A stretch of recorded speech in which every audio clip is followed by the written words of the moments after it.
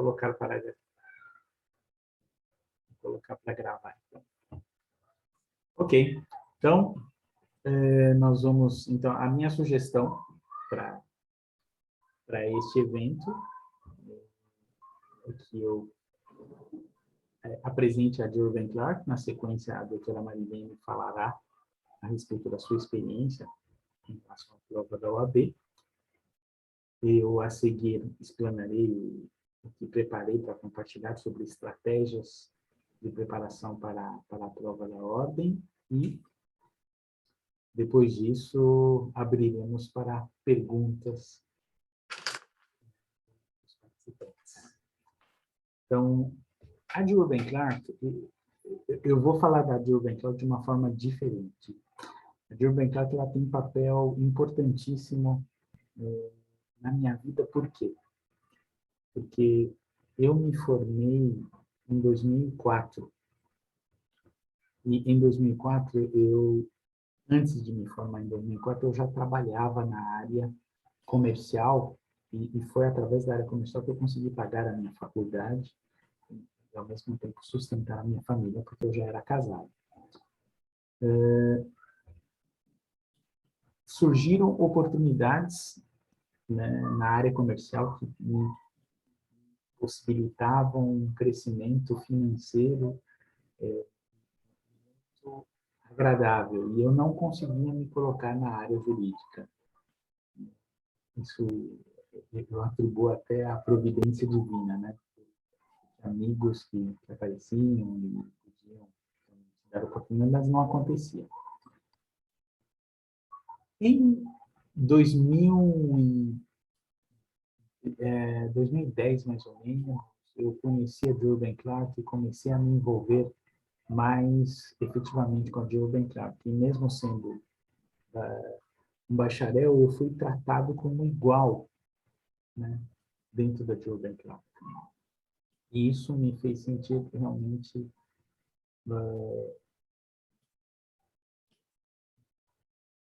feliz, eu diria, porque até então eu me senti incompleto em relação ao meu curso, pelo fato de não ter a OAB, ser um bacharel. Então havia um sentimento de que a tarefa não estava cumprida, né? Mas na Jill Van Clark, envolvido em servir e estar constantemente com os colegas advogados, com os estudantes, isso foi me trazendo uma percepção de que eu era igual a eles e que, consequentemente, eu podia me preparar, e foi o que acabou ocorrendo. Consegui me preparar e fui aprovado na ordem. Então, o objetivo de realizarmos esse evento hoje é, de alguma forma, retribuir essa oportunidade que eu recebi através da Jill Van Clark para que outras pessoas tenham o sentimento de não ser completo amenizado, né? Possam se sentir aceitos e inclusos entre nós. Tá? Esse é o objetivo da Jill Van Clark.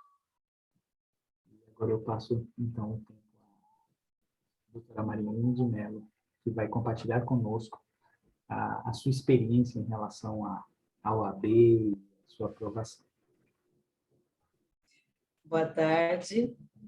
Eu agradeço, né, a oportunidade de estar aqui, de passar um pouquinho da minha experiência, um pouquinho, né, porque nesses 10 minutinhos aí, eu vou tentar passar uma parte do que eu vivi enquanto concurseira, né, da OAB. Na verdade, eu já tenho a primeira formação, sou contadora, auditora tributária, fui consultora tributária, auditora, né? Trabalhei em empresas pequenas, médias, grandes, multinacionais. Eu tenho uma experiência assim vasta na área contábil. E aí eu achei por bem, né, fazer o direito para poder atuar na área de direito tributário. E quando eu resolvi fazer isso, eu não sabia em que mundo que eu estava entrando, porque é um mundo totalmente novo, é um mundo totalmente diferenciado, né? Estava até conversando aqui, eu e o Lohan, né? E eu falei, olha, a partir do momento que você pisa numa faculdade de Direito, você coloca os pés dentro de uma faculdade de Direito, você já não é mais o mesmo, você já não se sente mais o mesmo, e você já não é mais visto como o mesmo. Porque todos vão te apontar, olha, ele é estudante de Direito, ela é estudante de Direito, ele sabe ou ela sabe. Eu vou chamar meu primo que faz Direito, eu vou chamar minha prima que faz Direito, né? A minha filha que faz Direito, e por aí vai, né? Então, a gente não consegue mais voltar atrás. A partir do momento que a gente pisou numa faculdade de Direito, a gente não consegue mais voltar atrás. Mas aí eu me formei numa faculdade diferenciada, né? E que tem uma visão social.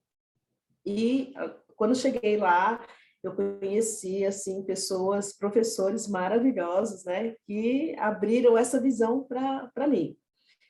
E aí, quando eu saí do cursinho, eu já trabalhava, né, eu já atuava, eu tive dificuldades até em fazer estágio por conta da minha profissão, assim como o Florhan, eu já tinha uma profissão que me mantinha, né, que me dava condições de tanto pagar a faculdade como sustentar minha família. Então, eu tive muita dificuldade em fazer estágio, que é uma coisa muito importante para o estudante de direito, né, fazer um estágio.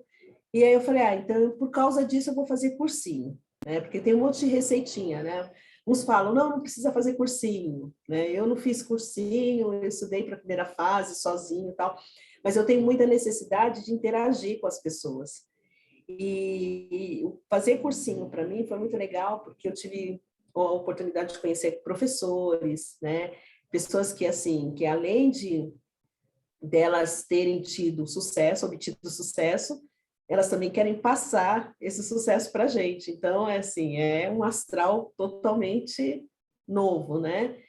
E aí eu fui fazer cursinho, fiz cursinho, mas eu fiz a primeira prova, a segunda prova, a terceira prova, eu só fui passar a quarta prova, ainda tendo feito cursinho, né?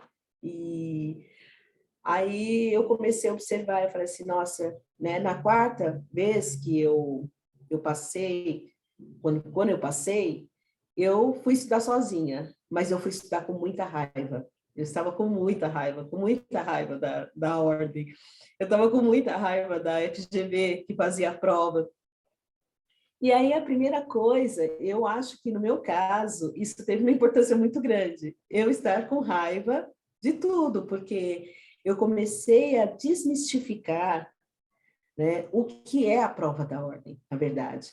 Então, eu acho que eu passar, né, representou muito da minha indignação com tudo. E aí Provavelmente. A igreja tomou a frente do negócio, né? Para fazer doação, já que as escolas não podem fornecer os absorventes e tal. Eu acho que a Karina está com com o microfone ligado, né? Desligou? Boa tarde, Karina, tudo bem? Seja bem-vinda. Oi, boa tarde. Desculpa, eu não estava conseguindo apertar o botão. Imagina. E uma das coisas que eu fui desmistificando ao longo do caminho, que eu acredito que me fizeram passar, não existe regra, não existe receita certa, mas uma das coisas que eu acho que me ajudaram muito a passar, primeiro foi o autoconhecimento, né? No cursinho, eu comecei a me autoconhecer enquanto estudante para passar na prova da ordem.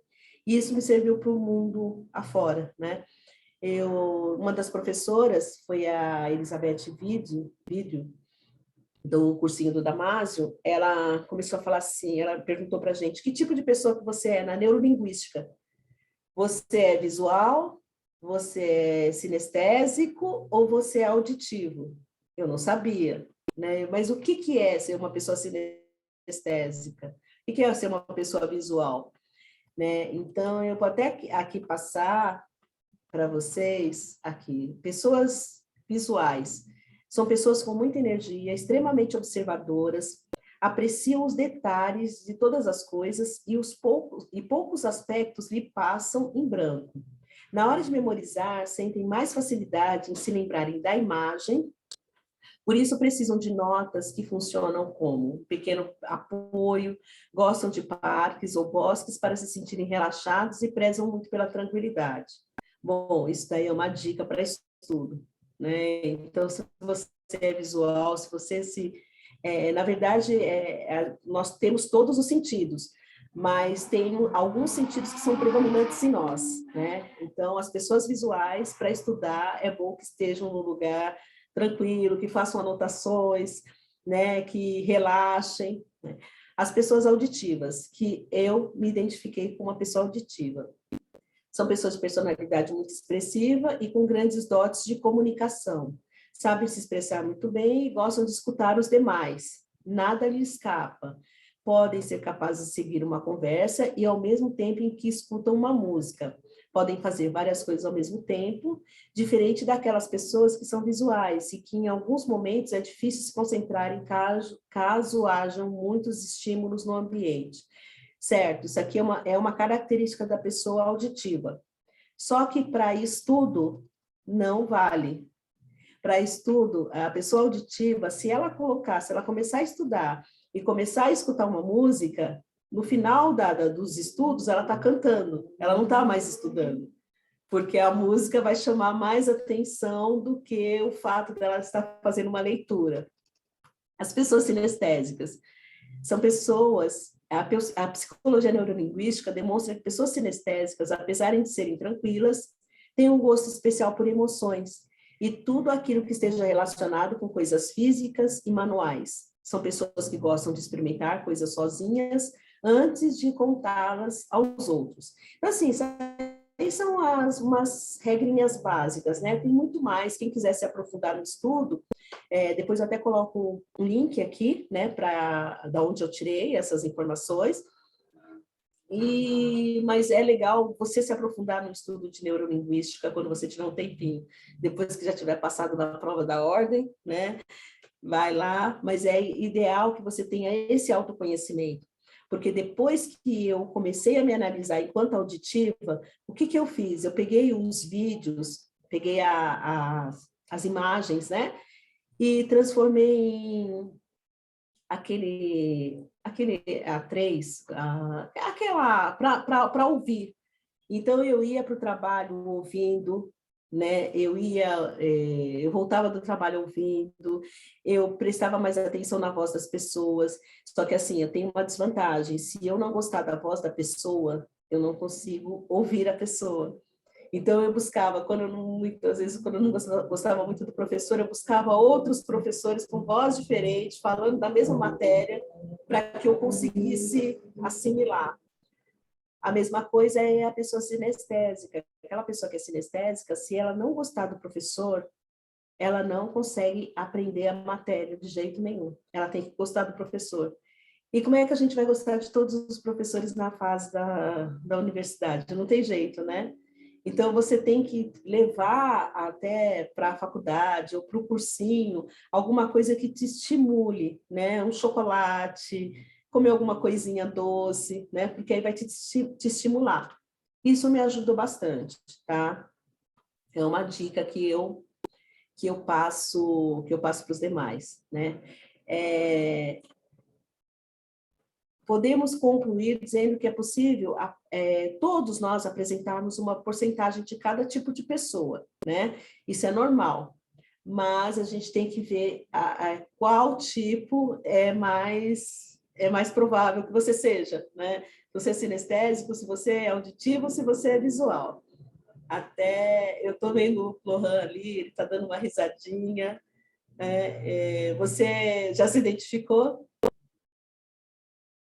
Você é o quê? Mais visual, mais auditivo ou mais sinestésico? Na verdade, eu para estudar, eu sou auditivo. Auditivo. Ah, maravilha. Eu já dei uma estudada também, né? Para me conhecer, eu sou bem auditivo, desde pequeno. Legal. Então, eu presto atenção na aula, eu aprendo as coisas só de ouvir. Né? Eu também. É muito interessante, né? Então, assim, isso é uma dica que eu só obtive no cursinho. Durante os meus estudos todinhos, eu não sabia que tipo de estudante que eu era. Isso é muito importante, porque para a OAB, aí você tem que estudar para valer. Não tem mais escolinha, né, da faculdade, dos estudos normais, não tem outros métodos, você tem que estudar, estudar, estudar, né? Então, é muito legal você identificar primeiro que tipo de pessoa que você é, né?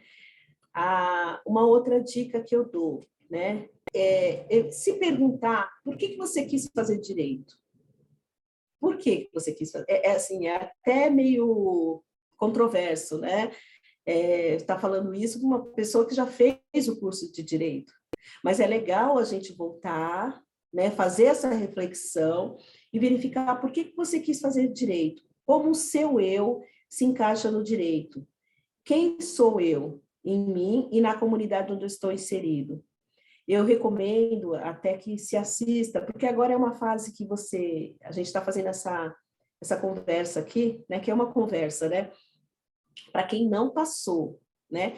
Então, a essa altura do campeonato, é legal você voltar, fazer algumas reflexões antes de voltar a estudar, antes de voltar à luta, à labuta, né? Porque uma outra coisa que eu aprendi também no cursinho, né?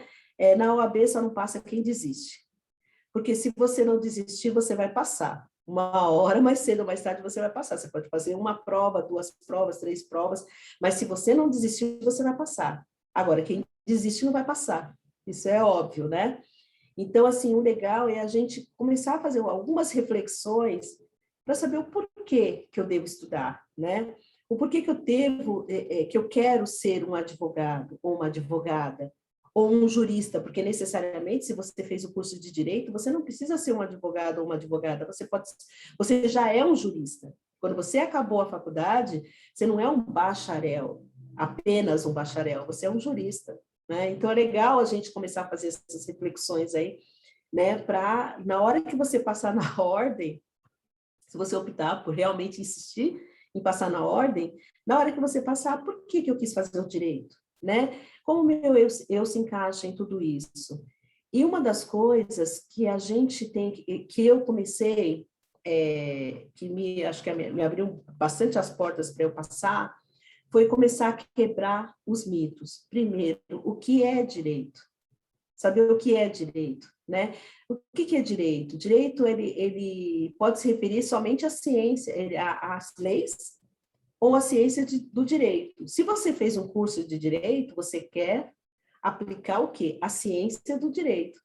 A ciência do direito, ela é muito mais do que as leis, as regras que são impostas, porque num determinado momento, quem faz as teses, né? Quem aplica essas teses? As teses, elas são baseadas somente nas leis? Não, elas são baseadas nas leis e nas experiências, e na sociedade, principalmente na sociedade, na transformação da sociedade, né?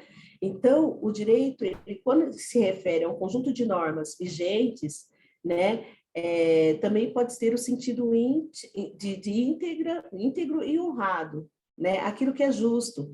Então, muitas vezes a gente vê até algumas frases, né, alguns posts, né, falando assim, se você se confrontar com o direito e com a justiça, você deve optar em quê? Em fazer a justiça e não seguir a regra do direito. Né? Eu recomendo até um filme, tem um filme que chama, eu não sei se vocês já assistiram, é um filme que chama, em alguns lugares ele aparece como um grande debate, em outros lugares ele aparece como um grande desafio. É um filme americano, né, que fala da luta contra o apartheid. Então, é muito legal, porque assim, a lei do apartheid, ela era vigente, ela estava ali posta, né? Mas só que ela era uma lei justa, ela não era uma lei justa. Então, uma lei justa é uma lei que não é para ser cumprida. É aí que a gente fala na questão da desobediência civil, né? Quando entra a desobediência civil, eu vou desobedecer uma lei para tornar essa sociedade justa. Então, assim, eu estou fazendo conjecturas aqui, gente, mas são reflexões que, para mim, elas foram muito válidas, viu? E por que você quis fazer o direito? Né? Por que você quis fazer o direito? Porque você achava bonito? o pessoal nos tribunais, fazendo uma sustentação oral, mas e se você não tiver a vocação para fazer uma sustentação oral? Mas você tem a vocação para fazer uma petição, você tem a vocação para fazer uma tese, você tem a vocação, você não precisa ter todos os atributos que o advogado, considerado o advogado, né, normal, tem, né? Você pode ter outros atributos que te inspirem no direito, né? Então, começa daí. E aí, por fim, uma pessoa me fez uma pergunta uma vez, né? Qual é a sua causa? E eu, qual é a minha causa? Qual é a sua causa? Eu falei, mas por que eu quero fazer direito? Porque eu tenho uma causa. E qual é a minha causa? Qual é a sua missão? Né? E aí eu fui buscar, né? Eu falei, mas qual era a minha causa? Minha causa é assim, é fazer justiça. Eu fui muito injustiçada na infância. Eu apanhei muito, assim, por coisas que os meus irmãos faziam e quem apanhava era eu, né? Porque a minha mãe me achava mais levada da família, então ela achava, e eu era muito, sempre fui muito esperta e muito líder em casa, né? Então, tudo de errado que acontecia em casa, quem que tinha feito era eu. Então, acho que eu fui criada com muita injustiça. Então, eu fui fazer o direito justamente para poder fazer justiça, né? Então, inclusive, uma vez eu perguntei, eu estava conversando com meu filho, eu falei assim, filho, eu acho que eu fui fazer o direito por causa das injustiças, né? Já pensou se eu não tivesse feito o direito? O que eu seria? Ele virou para mim, mãe, acho que você seria justiceira. Eu falei, não, justiceira não, mas se eu não tivesse feito direito, talvez eu tivesse ido para um lado, né, mais ruim da vida, né? E aí, último conselho, né, é saber a sua missão. Eu fico vendo aqui, né, a gente tinha, quando nós éramos pequenos, acho que todos nós, né, a gente queria mudar o mundo, né? E eu acho que com o direito a gente consegue mudar o mundo, né? Muitas coisas assim foram feitas através do quê? Através das leis. Eu lembro de um professor que falava para a gente, né? Logo que ele começou, que a gente começou o curso, ele falou assim, olha, o direito e a psicologia no Brasil são matérias de dominação. Aí eu comecei a pensar, por que matérias? Direito e psicologia. Psicologia porque tudo que está envolvido com a propaganda, com a publicidade, com o consumismo, tem a psicologia, com o condicionamento das pessoas, né? Você vê que muitos estudantes, eles são condicionados a achar que não, eles são medianos, são condicionados a achar que tem que fazer tem que seguir uma determinada carreira. Muitas vezes a gente chega lá na frente e vai ver que não era aquela carreira que estava predestinada para a gente, que a gente deveria ter seguido um outro caminho. Isso é um condicionamento. E o direito, por quê? Porque a gente está vendo aí o cenário atual, né? Quem que está envolvido? É o direito, é o STF, é o STJ, é a justiça, os tribunais, né? E aí eu comecei a levantar as pessoas que eram advogados, que são advogados, né? Que foram advogados e são. Então tem o Luiz Gama, eu recomendo o filme dele que está passando agora, né? O filme do Luiz Gama. Martin Luther King, Mandela, Barack Obama, Michelle Obama, e por aí vai. A gente pode fazer uma lista aqui de advogados que fizeram a diferença no mundo e no Brasil, né? Então, a gente tem o poder nas mãos de mudar o mundo, de transformar o mundo. Gostar de filosofia, né? Muitas vezes eu sou professora também. Então, a primeira coisa que eu pergunto para os meus alunos, vocês gostam de filosofia? Poucos levantam a mão. Aí eu falo, mas se vocês não gostam de filosofia, como é que vocês vão fazer direito? Porque é uma das primeiras matérias que a gente tem que gostar, né? Ou gostar, ou aprender a gostar da filosofia, né? Então, você se identifica, qual filosofia você se identifica? Busca uma filosofia. Eu costumo falar que, assim, quem não acredita em Jesus como o fazedor de milagres, como o salvador do mundo, ainda que você não acredite, mas a filosofia dele é uma das filosofias mais perfeitas que tem. Então, eu procuro seguir a filosofia de Jesus, porque eu acho que, para mim, eu me identifico muito com essa filosofia, tá? Sem falar em religião, deixando religião de lado, mas a filosofia dele era perfeita. Inclusive, tem uma passagem que o professor Fábio Conder Comparato, ele leu para a gente, ele falou assim, essa passagem, acho que é uma passagem de Mateus 32, se não me engano, a partir do versículo, não, Mateus 25, acho que a partir do versículo 32, se não me falha a memória. E fala que eu tive sede, me desses de beber, tive fome, me desses de comer, tive, né, estava preso, fosse me visitar. Então ele fala que essa passagem é a passagem de direitos humanos. E realmente tem tudo a ver com direitos humanos, né? Você gosta de sociologia, história, geografia, antropologia, metodologia científica, lógica e demais ciências? Essas primeiras que eu falei são as principais. Então, assim, isso não é para você desistir da profissão de advogado, mas é para você repensar o porquê que você tem a obrigação, se você fez o curso de direito, você tem a obrigação de passar na OAB, que você vai mudar o mundo. E, por último, antes de começar novamente a estudar, cuide da sua saúde mental. Faça essas perguntas, né? Não para sem se angustiar, mas faça essas perguntas e obtenha as respostas, né? E para um autoconhecimento. Se precisar, busque um profissional. Não deixe de buscar um profissional antes de você começar a estudar para fazer a prova. Assista filmes, tá? Desligue as mídias sensacionalistas e não ouça os pessimistas. Então, novamente, na OAB, só não passa quem desiste. Esse é o meu recadinho aqui para essa tarde. Muito obrigado, doutora Marilene. Obrigado pela sua explanação. Seguirei agora compartilhando a minha parte sobre a preparação para o exame da OAB. Eu, como doutora Marilene, eu também senti muita raiva de mim mesmo quando eu prestei pela segunda vez. Eu já era formado, eu tinha me formado em 2004, e acho que a segunda vez que eu prestei a ordem, eu já fazia parte da Dil Bem Claro, que todo mundo me incentivando. Você consegue, se a gente conseguiu, você também consegue. Aí fui lá estudei, fui lá prestar a prova. E depois da prova, eu fiquei com tanta raiva de mim. Como é que você não se preparou? Né? Você não estudou como se estuda um caso, né? Você não leu o edital corretamente. Então, faça uma preparação diferente. E foi aí que eu vou compartilhar com vocês. Eu decidi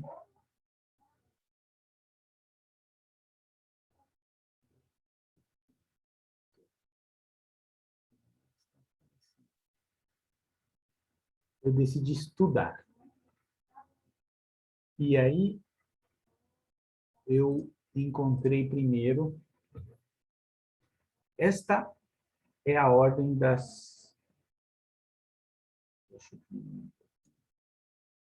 esta é a ordem das disciplinas dentro do exame da OAB. São 17 disciplinas. E aí eu avaliei e pensei, puxa, se eu for estudar essas 17 disciplinas, vou deixar menor aqui, tá? É muita coisa. Eu não consigo estudar essas 17 disciplinas para, de fato, conseguir ser o suprassumo, né, na prova da ordem. Mas o que eu preciso? Eu preciso tirar 40 pontos. É isso que eu preciso. Eu não preciso tirar 80, né? Preciso tirar 40 pontos. E aí eu comecei a avaliar. Existem pelo menos duas estratégias que eu vejo nisso. Eu posso me concentrar nas matérias que dão mais pontuação. E aí eu fui e busquei as matérias que têm maior peso dentro da OAB.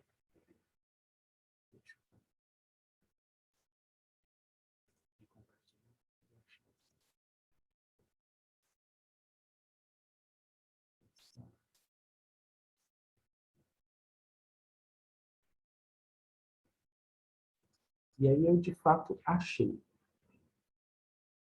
Mas, ainda assim, era uma quantidade muito grande de coisas a serem estudadas.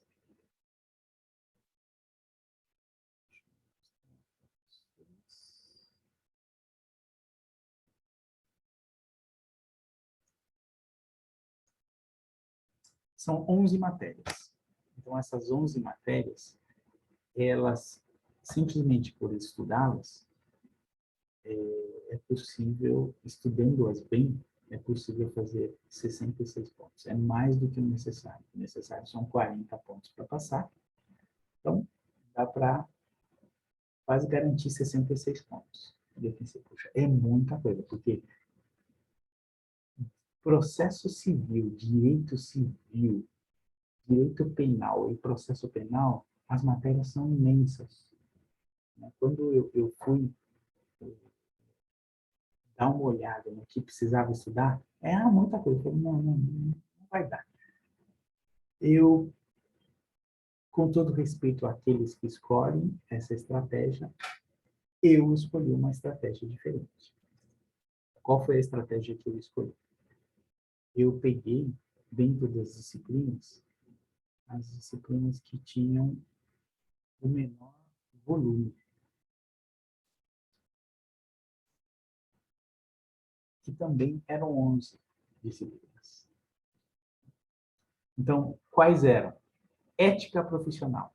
É uma matéria pequenininha, mas ela vale 8 pontos. Ou seja, não é difícil gabaritar em ética. E é o que todo advogado precisa saber. A matéria é pequena, 8 pontos. Aí pensei, filosofia do direito. Uma matéria bonitinha, tal, também dá 2 pontos, não é tanto volume. Filosofia do direito, direito constitucional é uma matéria básica de todas as matérias, 7 pontos. Pensei, puxa vida, 2 matérias aqui que 8 pontos, 7 pontos. Direitos humanos não é complicado, também não tem muita coisa. Direito internacional também não tem muita coisa. Direito tributário tem um pouco mais, mas também comparado com direito civil, não. Direito administrativo, direito ambiental. Entrou aqui direito civil, mas, na verdade, eu posso até tirar dessas que tem. Eu vou tirar das que tem.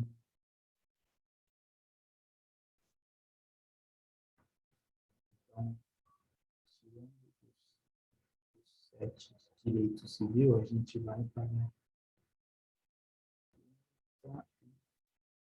8 pontos. Então, estudando essas matérias, ECA, Código de Defesa do Consumidor, Direito Ambiental, Direito Administrativo, Direito Tributário, dava para buscar pelo menos 38 pontos. Aí eu pensei, mas se eu não conseguir gabaritar em todas elas? Tudo bem, mas em ética profissional eu tenho que gabaritar, tenho que tirar esses 8 aqui. E aí eu vi essas matérias e pensei, bom, direito constitucional também tem que procurar gabaritar. E aí montei um esquema de estudo, um programa de estudo. Pensei, eu vou, então, buscar esses 38 pontos. Mas, mesmo que eu consiga 30, os 10 que faltarem será mais fácil. Esses 10 pontos estarão onde? Estarão nas disciplinas de maior volume. Essas disciplinas de maior volume estão aqui. Direito empresarial, direito, processo civil, direito civil. seria mais 7 pontos também. Então, aqui não teria que acrescentar aqui direito civil, que estava na outra planilha. Então,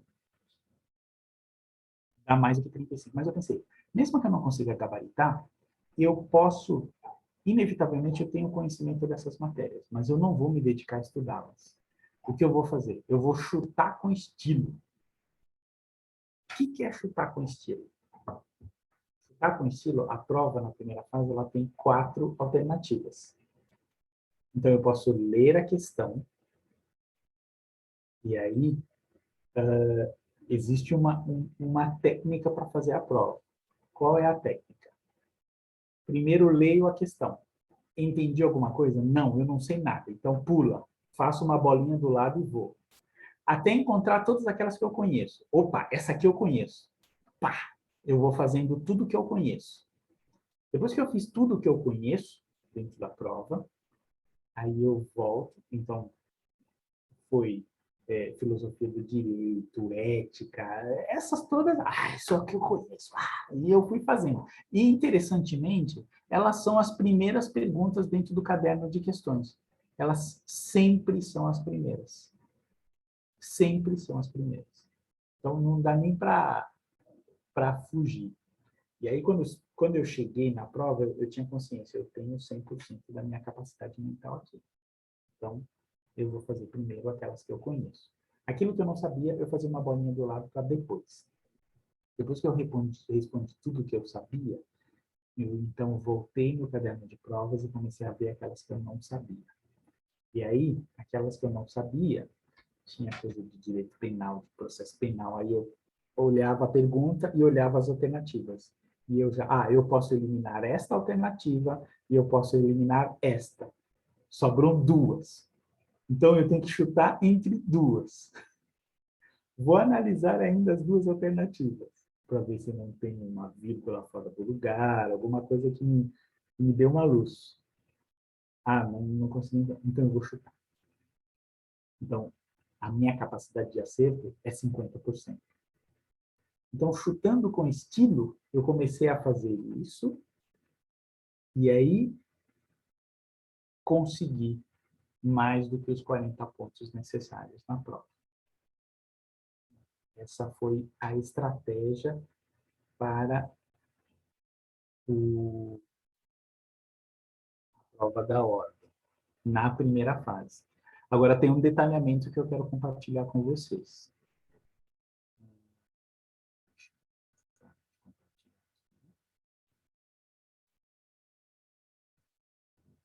Vou buscar o outro documento.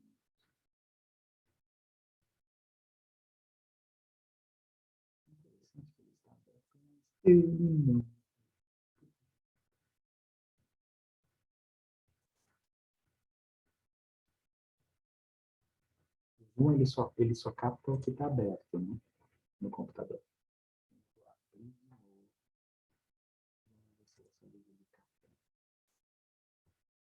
Agora sim. Então, vamos lá. Vou aumentar um pouquinho aqui.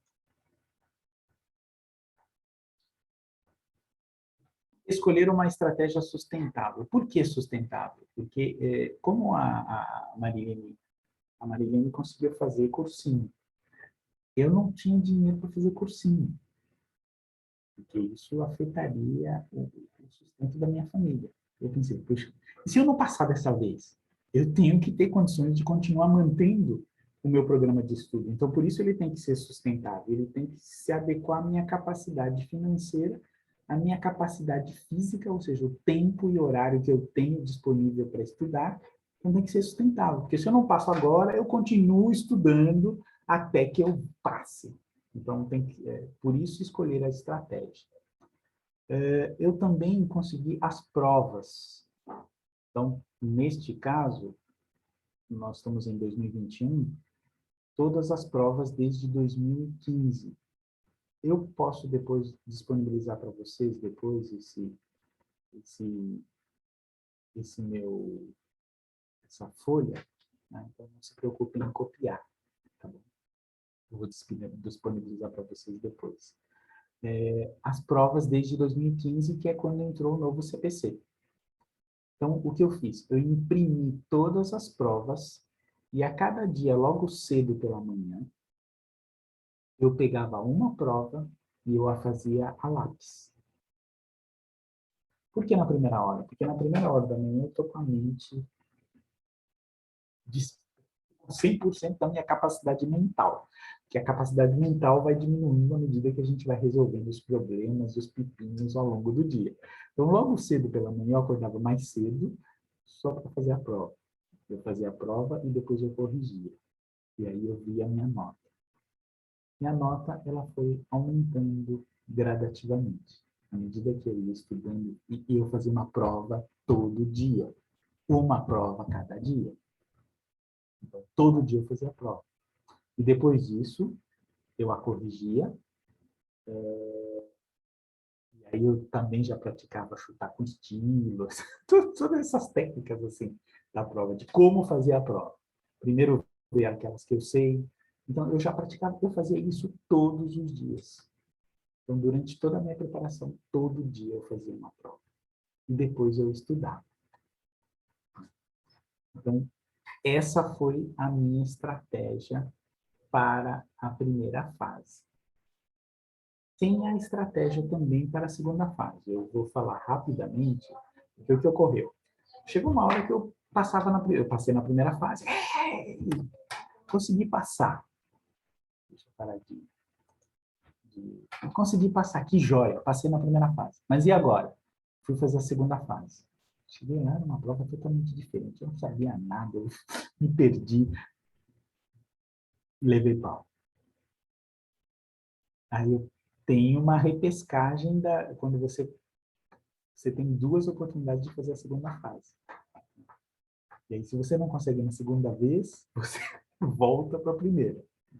Eu tinha escolhido civil, porque era a matéria que eu tinha mais afinidade na faculdade. Só que a matéria de civil é muito grande, tem muita peça, tem muita coisa, é muito volume. E aí, na prova, eu não soube identificar a peça, não consegui fazer. Novamente, fiquei chateado comigo, mas pensei, você precisa se preparar melhor. Você precisa ter uma estratégia, Florana. E aí vem a segunda parte do documento. Foi aí que eu bolei a estratégia. Qual foi a estratégia? A estratégia foi, bom, não adianta pensar, eu preciso pensar na matéria menor que existe. Qual é a minha matéria com menos peças que existe? Tributário. Eu sou bom em tributário, não entendo nada de tributário. Então, eu vou ter que estudar tributário. Vou estudar tributário, porque é a que tem menos peça. Então, é isso que eu vou ficar bom. Aí, consegui um livro, né, onde eu podia identificar peças. Né? Então, está aqui no... obtenha um livro atualizado com problemas jurídicos na matéria escolhida. No meu caso, era tributário. Consegui um livro do Sabag e ele dava lá, acho que tinha 300 problemas. E em cada problema eu tinha que identificar a peça correta. Então, tinha que ler o enunciado, a peça correta é tal. E aí, todo dia eu fazia uma peça. Então, eu imprimi todas as provas também. Cada dia eu pegava uma prova, na prova, eu identificava a peça e eu fazia a peça no caderno. De tanto eu fazer peça, porque eu fazia uma peça todo dia, chegou uma hora que começou a dar tendinite. Eu não conseguia mais escrever. Quer dizer, bom, preciso pelo menos fazer o esqueleto da peça. Então, eu fazia o esqueleto da peça. Eu já não fazia a peça inteira, mas eu fazia o esqueleto da peça. Todo dia uma prova e uma peça. Todo dia uma prova e uma peça. E depois eu ficava estudando vários casos para identificar qual é a peça correta. E aí, as perguntas, porque assim, a segunda fase, ela tem uma peça que vale 5 pontos e 4 perguntas que valem 1,25 cada uma. são necessários 6 pontos para passar. Então, precisa acertar a peça, mais quase uma pergunta, né? 1,25. O ideal é acertar pelo menos uma pergunta. Fechou, passou. E aí, o que eu descobri? Eu descobri que se eu fosse bom na peça, porque são 4 horas de prova, eu poderia fazer a peça em meia hora ou então 1 hora, e me sobrariam 3 horas. Então, depois de fazer a peça, identifiquei, legal, fiz a peça, passei a limpo, coloquei no caderno, agora eu vou ao banheiro. Pedi para ir ao banheiro. Fui ao banheiro, molhei o rosto, quase tomei banho no banheiro. Voltei fresquinho, renovado, sentei e falei, bom, agora eu vou olhar as perguntas. Essa pergunta eu não sei, então, bolinha. Essa pergunta muito menos. Opa, essa pergunta eu sei responder. Respondi. E aí tem um detalhe. Toda pergunta que é feita na segunda fase, ela tem que ter a sua fundamentação. Tem que estar em algum lugar. Como era tributário, ela ou estava no Código Tributário, ou estava na Constituição, ela tinha que estar em algum lugar. Então, daqueles livros que eu levei, eu fui forçando página por página, até encontrar. Então, eu peguei a Constituição, página por página, assunto. Qual é o assunto? O assunto é tal. Então, eu fui lá, procurei. Percebe? Há toda uma mecânica. Se a gente se prepara, é fácil fazer. E aí, nessa primeira prova que eu fiz de tributário, mesmo quando eu passei a limpo, eu tive algumas rasuras na minha peça. Então, isso acabou descontando pontos que eu não passei por meio ponto. Tudo no caminho certo! Tudo no caminho certo.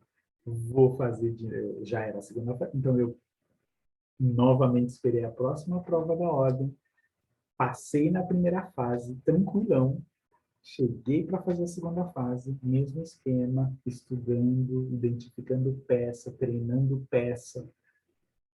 Fiz a peça bonitinha, fiz a peça em 40 minutos. E aí sobraram mais de 3 horas. Fui ao banheiro, mesmo esquema, lavo o rosto, molha a careca, a nuca, quase toma banho lá na pia. Volta, refrescado, senta e olha as perguntas. Nessa vez, as perguntas estavam divididas em 8. Cada pergunta tinha A e B. Então, eram 8. Mas tudo bem. Peguei, procurei, e aí encontrei a fundamentação.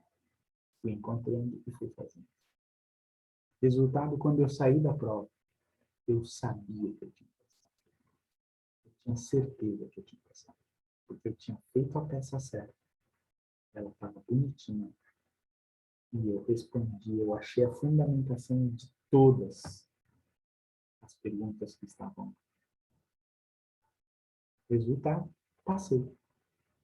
Mas eu me tornei uma pessoa diferente. Porque eu passei a ver as coisas de uma forma diferente. Eu passei a entender que tudo tem um sistema. E se eu aprendo esse sistema, eu consigo um resultado. Então, os casos que me aparecem, eu passei a analisar de uma forma diferente. Peraí, está com problema? Fala para mim, vai contando para mim. O que está acontecendo, sabe? Então, é isso que nos prepara. A prova, percebi que a prova me preparou para ser um advogado, para estar em campo. Então, basicamente é isso. Escolha uma estratégia, porque é humanamente impossível estudar as 17 matérias da prova da ordem. Precisa criar uma estratégia. Quais matérias eu vou estudar para a primeira fase? E, fazendo uma prova todo dia, me deu condições e minha mente ficou condicionada a toda vez que eu faço uma prova, como eu faço prova todo dia, chega lá no dia da prova, é tranquilo, porque é mais uma vez eu vou fazer a prova, eu já fiz, né? Eu já tinha feito a prova mais de 100 vezes na minha casa. Então, foi tranquilo fazer. E outra coisa interessante, a Mariane também mencionou isso. Estudar quando não está estudando. Então, tenha material em áudio para ouvir quando estiver no trânsito. Então, às vezes eu ia lavar a louça, ia passar o aspirador ou varrer a casa. Sabe, eu ia fazer alguma coisa, alguma rotina que não exigia que meu cérebro estivesse ali atento e ocupado.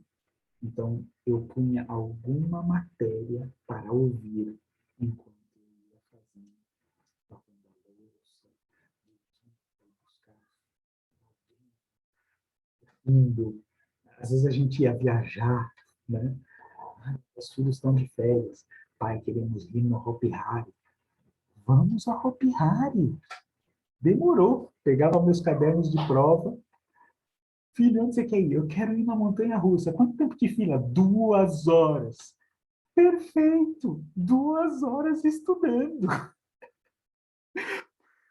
Montanha-russa. E agora onde você quer ir? Ah, eu quero ir no sei o que lá. Quanto tempo de fila? 3 horas. Vamos lá. Estudando. Ou seja, eu descobri que eu só não estudaria se eu não me desse a oportunidade. Porque se eu não estivesse decidido a fazer. Porque tempo existe. Eu só preciso aprender a lidar com esse tempo. Então, basicamente é isso. Eu acho que eu usei bem o tempo e agora o tempo está aberto para as perguntas. Então, eu quero perguntar. Por favor. Eu gostei da sua estratégia de estudo, mas eu percebi que é uma coisa que demanda um tempo. Sim. Quanto tempo antes da prova você começou a se preparar dessa maneira? Fazendo uma prova por dia e com toda essa atenção de preparar uma peça por dia, essas coisas. Foi meses antes? Karina, eu não sei se houve meses antes. Eu lembro que assim que saiu o edital, né, que eu decidi, eu vou fazer a prova, e aí saiu o edital, eu comecei a estudar, né? Só que da primeira vez, como eu te disse, eu não tinha uma estratégia de estudo. Eu simplesmente peguei tudo que era para estudar, as 17 matérias, dividi do jeito que eu achava que podia ser dividido e comecei a estudar. Não dava para estudar tudo aquilo, era muita coisa. Mas aí eu fui fazer a prova, levei pau, aí eu voltei e falei, não, peraí, tem que montar um esquema diferente. Ainda tem tempo até o próximo edital? Ainda tem tempo até a próxima prova? Então eu vou começar a fazer um esquema diferente agora. Eu vou começar a bolar. Aí eu comecei a pesquisar, ler, li o edital passado, vi. Não há proibição em zerar em nenhuma matéria. Ou seja, eu posso não acertar nada de uma matéria, por exemplo, sei lá, direito administrativo, e mesmo assim, desde que eu faça os 40 pontos, eu estou aprovado. Né? No edital não há proibição de zerar. Então, eu comecei a estudar e me preparar. E aí, eu passei. Certo? Então, não sei te dizer efetivamente quanto tempo ocorreu, mas essa minha decisão de estabelecer uma estratégia foi quando eu saí da prova. Falei, não, está errado. Aí eu tive a confirmação que quando saiu o resultado que eu tinha bombado mesmo, falei, nossa, eu não vou desistir. Eu estou decidido a passar nesse negócio. Eu preciso ser profissional. Eu tenho que ser um estudante profissional. Eu tenho que estudar com estratégia. Não ficar estudando feito louco. E aí eu pensei, o que eu posso fazer? No momento final, eu pude me dar o luxo de ficar sem trabalhar por alguns meses, né? Eu me programei para isso financeiramente e eu estudava 8 a 10 horas por dia. E eu pensava, se eu estudo 8 a 10 horas por dia, no dia que eu for fazer a prova, que é de 4 horas, vai ser descanso, porque todo dia eu estudo o dobro, né? Vai ser mole. E foi o que ocorreu. Então, os meses próximos à prova, eu parei de dediquei integralmente. Eu pude fazer isso. Nem todo mundo consegue. Mas dá para planejar. Dá para planejar, sei lá, tirar férias perto da prova, para que você possa se preparar melhor. E você tira férias no último mês e aí você se joga de cabeça para estudar com mais afinco e praticar com mais afinco. Se for a primeira fase a mais importante, ou a segunda fase. Foi essa a minha situação. A questão é o planejamento, Karina. Certo. O É, planejamento faz eu, acontecer. eu nunca fiz a prova de ordem, mas eu já fiz muitas provas de concurso Uhum. e, e provas de vestibular, né? Então, eu sempre tive uma estratégia diferente de estudo, que, na verdade, é assim, é o aprendizado no tempo real, né? Eu chamo assim porque eu sempre falo até para os meus alunos, né, que a gente precisa estudar para a vida e não para tirar nota. Então, na faculdade, ainda estou terminando o curso, né, de Direito, então, na faculdade eu ainda tenho essa mesma metodologia ali. O meu estudo é assim, eu estudo para a vida. Então, eu não estudo só para tirar nota na prova. A cada aula, eu tiro todas as dúvidas que eu preciso, enquanto eu estou ali de frente com o professor, que é especialista, que pode tirar todas as dúvidas. E eu sempre tento estudar a matéria da aula antes da aula, né? Então, é uma coisa que eu acho que se a gente foca em ler o que precisa para aquela matéria antes, na hora da aula a gente sabe do que o professor está falando e a gente tira todas as dúvidas.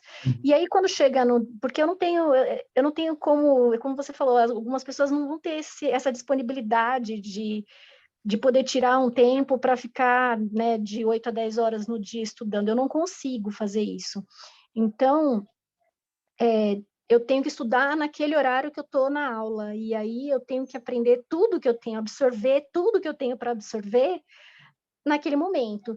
E aí eu até achei muito interessante, porque a doutora Marilene falou, né, sobre o sinestésico, o auditivo, né, e o visual. Eu sou uma pessoa sinestésica, né, eu sei que sou, eu já fiz os testes aí, já estudei essa parte e eu sei que eu preciso disso, né? Eu preciso estar ali, estar no contato, falando e ouvindo, e ao mesmo tempo eu consigo fazer várias coisas, mas eu sei que o meu foco principal para ficar em uma coisa mais específica, eu preciso daquela situação de ter um momento de paz, né? Eu preciso ter algumas horas de paz.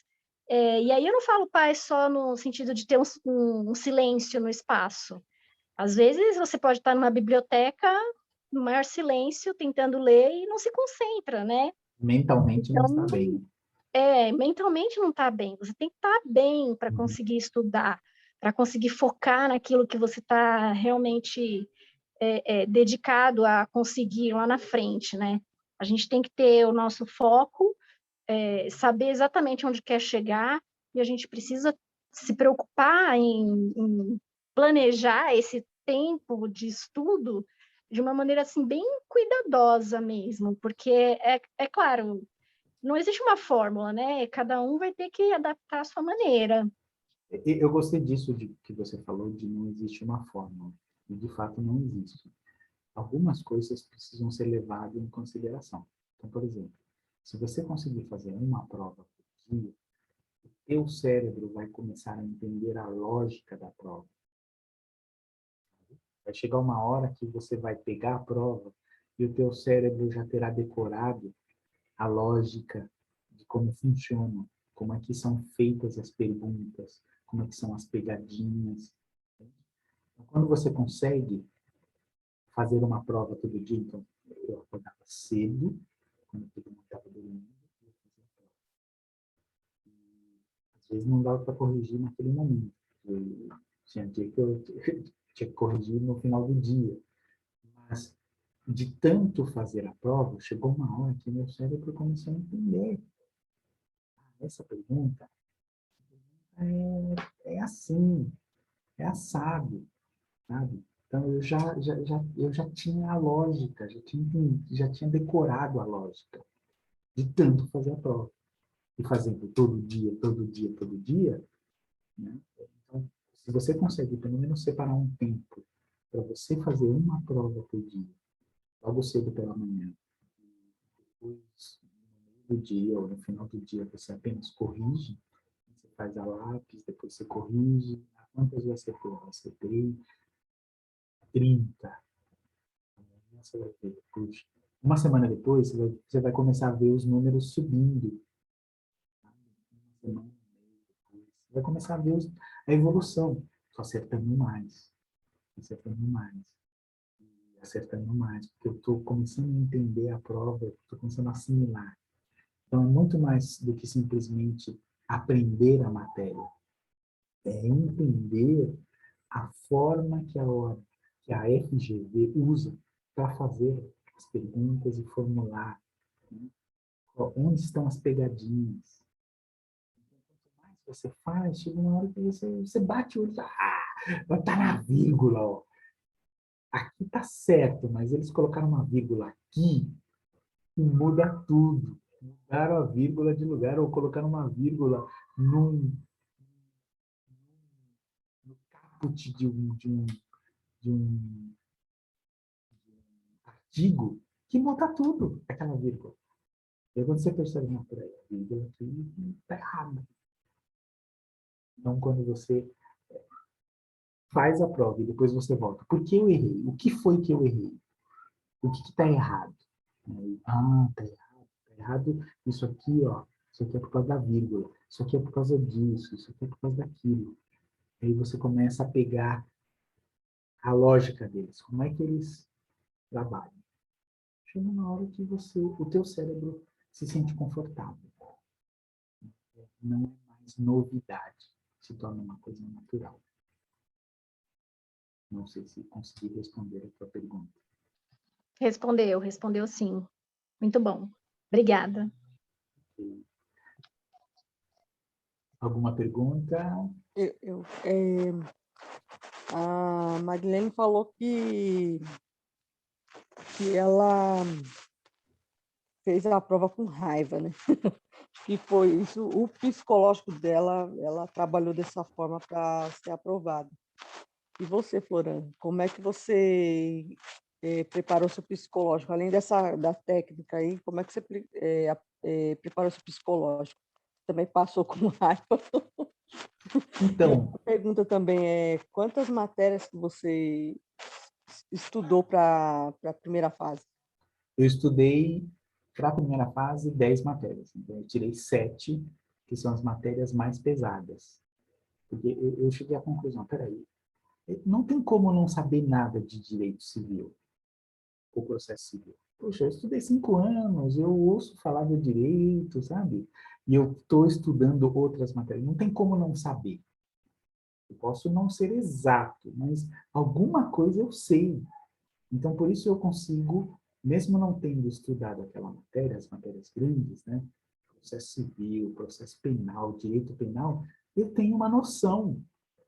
E essa noção é o suficiente para poder... Poxa, essa pergunta, eu não sei a resposta exata, mas eu sei que essa não é. Essa alternativa eu já descarto. Qual mais? Essa aqui também. Essa aqui não tem nada a ver com essa pergunta. Já descarta. Então, quantas sobraram? Sobraram 2. Sabe? Às vezes sobra uma só. Você vai descartando. Só pode ser essa. Só pode ser essa. Entende? E aí você chuta com estilo. É isso que é chutar com estilo. Você primeiro elimina então é aquela linha. Primeiro vai naquilo que você sabe.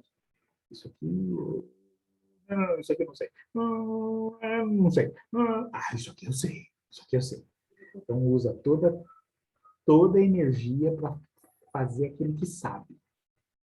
E depois, bom, fiz todas que eu sabia. Agora vamos começar a chutar.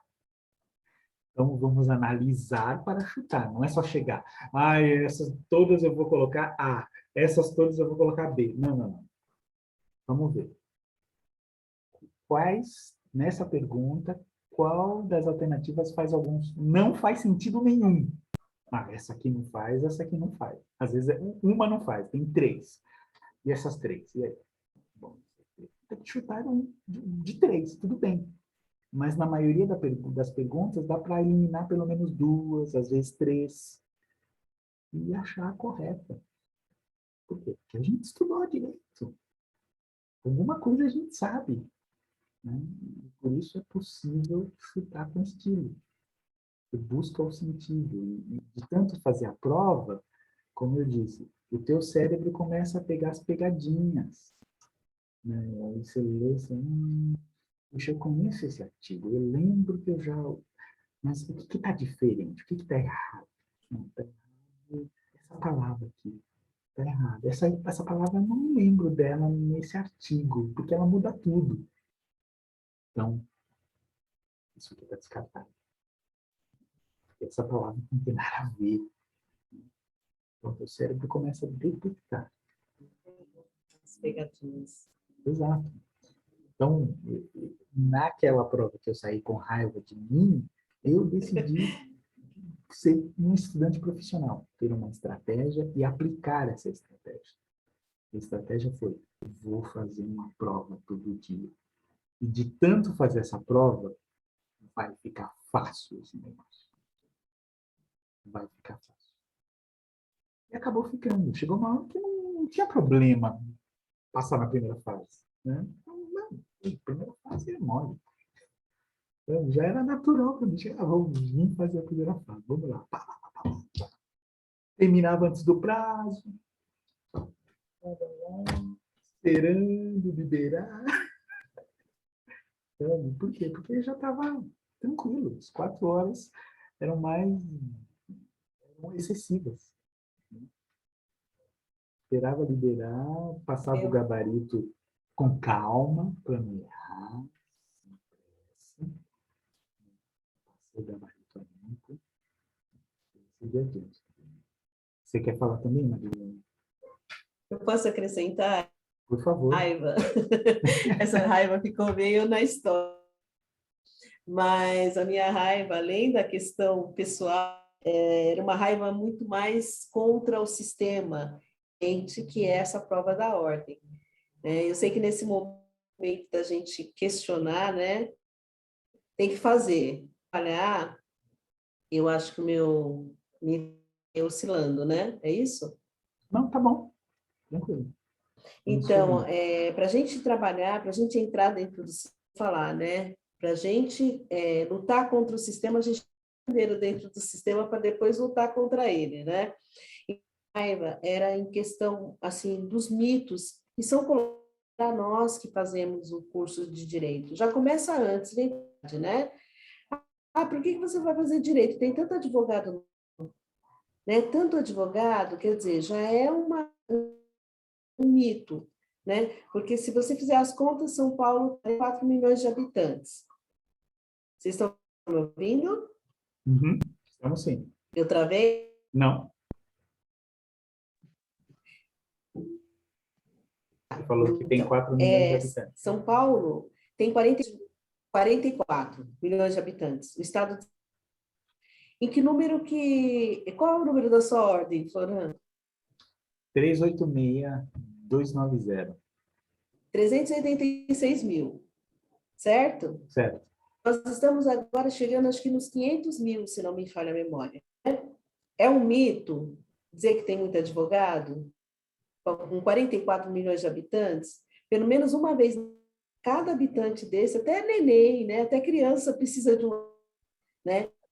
Com certeza. Precisa. Então, já é o primeiro mito que a gente tem que derrubar. O segundo mito, né, que a gente precisa derrubar, a questão da faculdade. O ENAD já não faz avaliação? Por que a ordem também precisa fazer a avaliação da faculdade? Né? Dizer que tem muita ou pouca faculdade no mercado. Né? Então, eu não sei por que na prova da ordem colocar o nome da faculdade que você estudou. E já é um outro motivo de exclusão. Uhum. Outra coisa, eu acho que há um conflito de interesse, porque, por exemplo, a FGV é uma faculdade de Direito. Uma faculdade que dá o curso de Direito, integral. Em 2012, eu fui ver a mensalidade da FGV, estava em torno de R$6.000. Em 2012, para essa mesma faculdade é a que formula a prova. Não existe um conflito de interesses aí? Você falou da questão da repescagem, né? Que quando você fez, havia uma repescagem. Antigamente, não.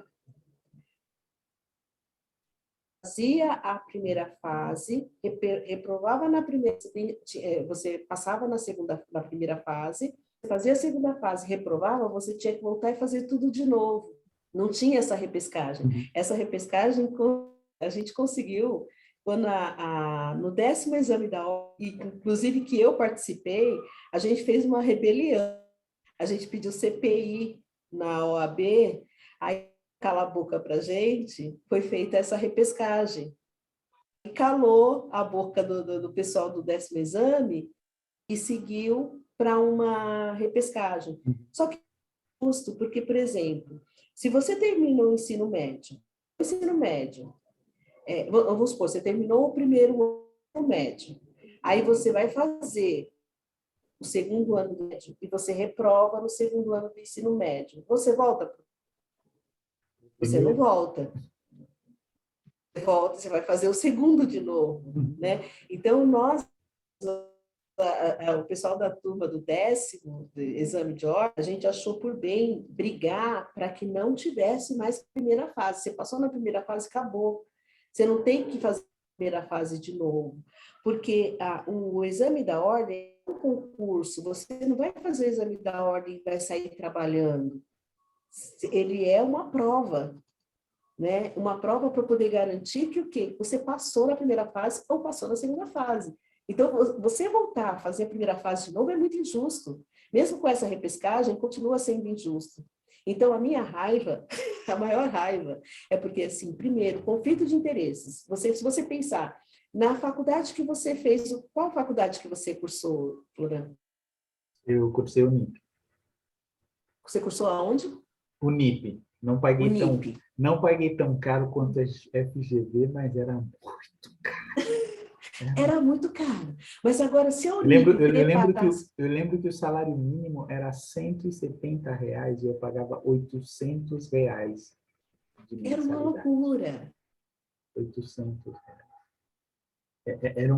Era mais do que 6 salários mínimos. Consegue pensar nisso? Agora, se ela pensa rápido, mais fácil, né? Então, assim, já é tudo preparado para nos excluir, né? Enquanto você só pensar em fazer uma faculdade de Direito, tem muita gente que pensa, não, mas eu tenho que comprar muitos livros, a faculdade é cara, tem muito advogado, e por aí vai. A faculdade não é boa, então não é uma faculdade que nem... Eu fui ver agora, eu estava vendo agora, a PUC está com R$3.800 a mensalidade da PUC. Agora, como é que um estudante, né, que faz uma faculdade que não é tão credenciada, né, como essas faculdades de primeira linha, chamadas de primeira linha, consegue passar na prova? Então, já é todo um sistema. A nós que passamos, Florão, nós somos guerreiros. Nós somos, assim, vencedores. Na raça. Porque tudo preparado para a gente não passar. E quem passa depois e que consegue, muitos que conseguem a carteira da ordem, não conseguem trabalhar. Até por não ter esse psicológico. Olha, mas tem muito advogado no mercado. Não tem muito advogado no mercado. Inclusive, são 44 milhões de habitantes e as empresas. Quantas empresas nós temos em São Paulo? Sempre vão precisar de um advogado. Então, assim, quebrar esses mitos tão psicológicos para a prova. Quebrar esses mitos. Então, fui fazer a prova com raiva da OAB, com raiva da FGV, com raiva do sistema excludente desse país, com raiva de mim mesmo, porque eu sabia a matéria e não conseguia passar, né? Por uma questão assim das pegadinhas, né? Que a prova não é uma prova justa, é uma prova cheia de pegadinhas, como você mesmo falou. Às vezes eles colocam uma palavra, um e ou. Acabou. Sim. Você já errou a questão. Então, assim, a minha raiva tem muito a ver com isso, tá? E com essa de nós, dos advogados. Então, quem escolhe fazer um curso de direito já é, por natureza, um conformado com tudo isso que está rolando aí.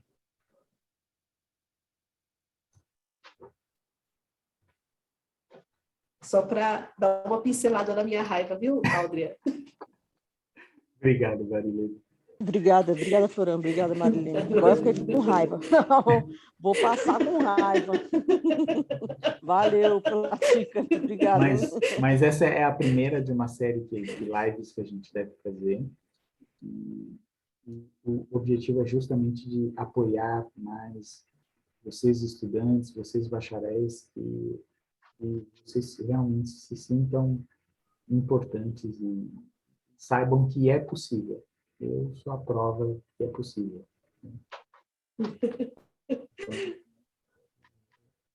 Essa é a minha bandeira, né?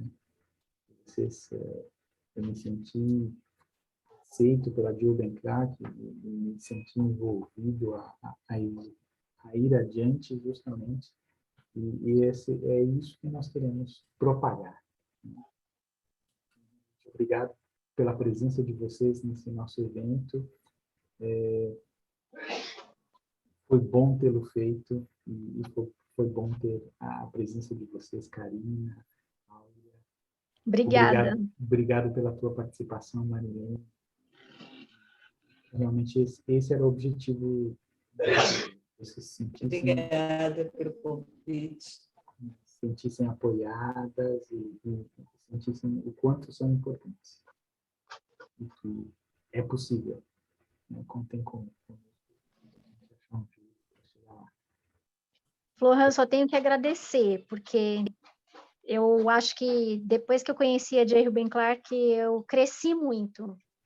Né? Eu comecei a faculdade de Direito, é claro, a Marilene falou, todo mundo te pergunta, por que você está fazendo Direito? Né? Aí eu sempre respondi, porque eu fiz muito errado a vida toda, então agora eu resolvi fazer Direito. Né? Mas eu sempre pensei muito nessa questão da justiça, que eu acho que o mundo é muito injusto, que a justiça também é injusta, né? Que os nossos sistemas são injustos. E eu acho que eu posso fazer a diferença. Talvez eu não faça a diferença para todo mundo, para um país inteiro, para um estado inteiro, mas eu posso fazer a diferença para uma pessoa, né? Posso fazer a diferença para poucos, posso. Então, se eu posso fazer, então eu tenho que fazer, né? E eu descobri essa minha vocação através da J. Ruben Clark, né? Eu fiquei pensando sempre, o que eu estou fazendo aqui, né? Por que eu gosto tanto de estudar direito? E eu descobri que é porque o meu foco principal sempre foi a ética, o trabalho ético, né? E eu sempre fui muito crítica em relação à corrupção, e eu vejo que a sociedade é corrupta, né? E a gente precisa mudar isso, mas como a gente vai mudar? A gente pode mudar. A gente pode mudar a partir dos nossos exemplos, das nossas atitudes em relação às outras pessoas. E aí as pessoas sempre falam assim, mas você está fazendo direito é para defender bandido. Porque advogado é tudo bandido. E aí eu sempre falo, opa, peraí, não é não. Não é não. Não é porque você ouviu falar de alguns maus exemplos que você pode generalizar e colocar todo mundo no mesmo balaio, não pode, né? A gente precisa acreditar que a coisa certa pode ser feita, e se a gente quer lutar por aquilo, a gente tem que entrar lá. Marilene eu adorei, né? Porque ela falou que a gente, para lutar contra o sistema, tem que entrar no sistema. A gente entra primeiro e lá dentro a gente luta, né? Se a gente quer que a corrupção acabe, a gente tem que entrar lá primeiro e aí lutar para acabar, né? A gente precisa tomar a frente, fazer aquilo que a gente acredita que é o certo. No meu caso, o certo foi exatamente isso. Eu mudei de carreira, né? Hoje em dia eu posso dizer que eu me dedico muito mais ao direito do que à pedagogia, né? Eu Legal. continuo trabalhando na pedagogia, mas eu consigo trazer muita coisa do direito para o meu trabalho na pedagogia, né? Muito obrigada pela oportunidade. Adorei. Legal. Obrigado. Obrigado pela presença de vocês, e obrigado especialmente a presença da Marilene, que é a diretora de Pro Bono da de Urban Clark. E, na minha visão, este é o melhor Pro Bono. Pro Bono voltado aos nossos estudantes, aos nossos bacharéis, né? E assisti-los e ampará-los. Esse é o melhor Pro Bono que a Urban Clark pode desenvolver. E para encerrarmos a nossa... Aumentar o exército, né? Sim, sim. E eu sei bem o sentimento. Eu sei bem o sentimento de estar formado e essa sensação de estou completo, se não acabei a tarefa, né? Então, esse é o nosso objetivo. Essa foi a minha dor, então eu sei bem como é. E queremos convidar, então, a Karina para fazer a oração de encerramento do nosso evento, por favor. Tá.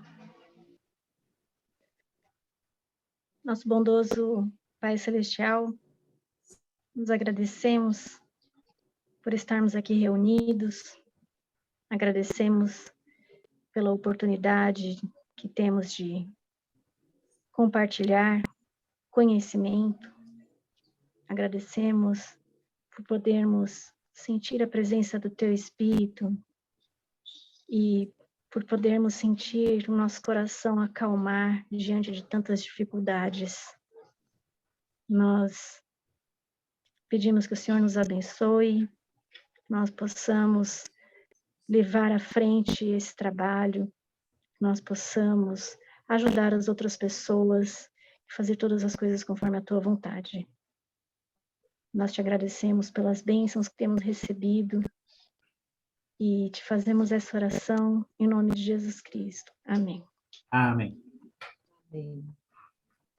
Amém. Eu vou Muito parar, obrigada. eu vou parar aqui A gravação. e parar a gravação.